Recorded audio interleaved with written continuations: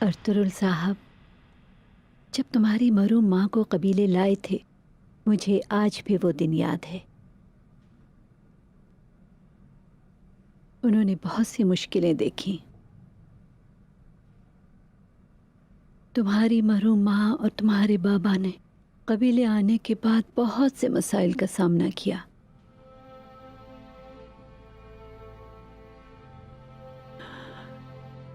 अल्लाह हलीमा को जन्नत नसीब करे। उसने हर चीज को बर्दाश्त किया, मुझ जैसी को भी।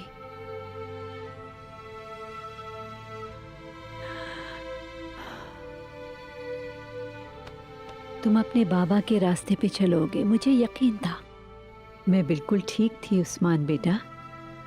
यानी इस जैसे शैतान और उसके चेलों से तुम निपट लोगे अल्लाह के हुक्म से।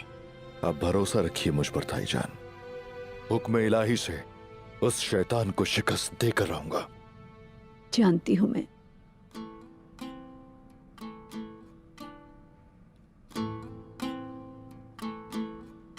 बताओ मुझे, ताईजान से क्या चाहते हो?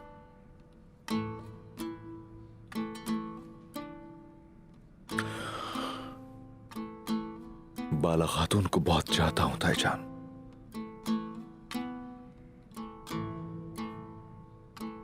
तुम्हारी नजरों से साफ साफ जाहिर हो रहा है। जब भी उसका नाम आता है, तुम्हारी आंखें चमक उठती हैं। बोलो, बताओ मुझे, तुम्हारी क्या मुराद है? मैं चाहता हूं कि आप अदाबाली के पास जाएं। मेरे उस्मान, अल्लाह के हुक्म से बाला खातून का हाथ अब मेरे लिए मांग ले। अल्लाह का लाख लाख शुक्र है कि जिसने मुझे ये दिन देखना नसीब किया। जब तुम्हारे बाबा हैं तो बेटा मुझे क्यों भेज रहे हो? बाबा तो मालूम नहीं कब लौटेंगे। मुझे नहीं लगता कि वो जल्दी आ भी पाएंगे। और इससे ज्यादा सब्र नहीं हो सकता।